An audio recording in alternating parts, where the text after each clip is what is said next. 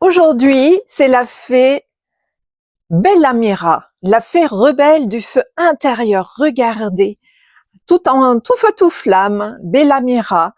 C'est une fée vraiment rebelle, hein, qui a du mal à se conformer aux exigences de la société, de ce que l'on voudrait lui imposer. En fait, c'est une fée qui fait sa vie comme elle l'entend, sans s'occuper des autres, de l'ordre établi, de ce qu'on voudrait qu'elle soit, qu'elle devienne.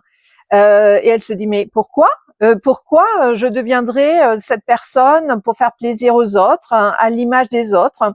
Non, j'ai juste envie d'être moi. Elle arrive, cette fée, quand on se sent frustré, quand on se sent en colère ou alors trop sage.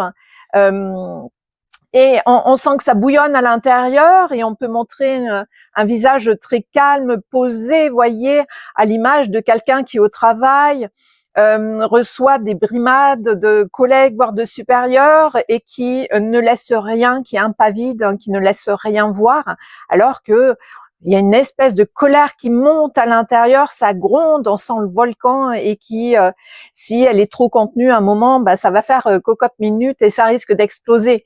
Hein, donc, elle nous invite effectivement à, dans son côté ombre, à, euh, à ce côté autodestruction, agressivité, refoulée, donc qu'on garde à l'intérieur et qui peuvent nous générer des maladies, de façon à pouvoir affirmer vraiment qui on est, à poser ses limites, à savoir dire non. La fée Bellamira, elle arrive aussi quand il y a vraiment besoin de nourrir ce feu intérieur, pour le laisser sortir et jaillir, mais de la meilleure des manières possibles, pas sous forme d'agressivité ni de colère, mais de forme de créativité.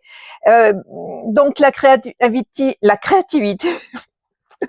créativité, elle est là justement pour nous aider à reconnecter avec son feu intérieur, à retrouver sa puissance, sa souveraineté, son authenticité et son expression libérée pour pouvoir justement dire aussi de la meilleure des manières possibles, hein, libérer la parole, mais de manière douce. Son mantra, c'est mon feu est sacré, je le choisis, je le guide, je le libère. Donc ça, c'est quelque chose d'important. Et son message, hein, ça va être le 3, j'entends. Brûle de passion, pas de culpabilité, l'un éclaire, l'autre consume.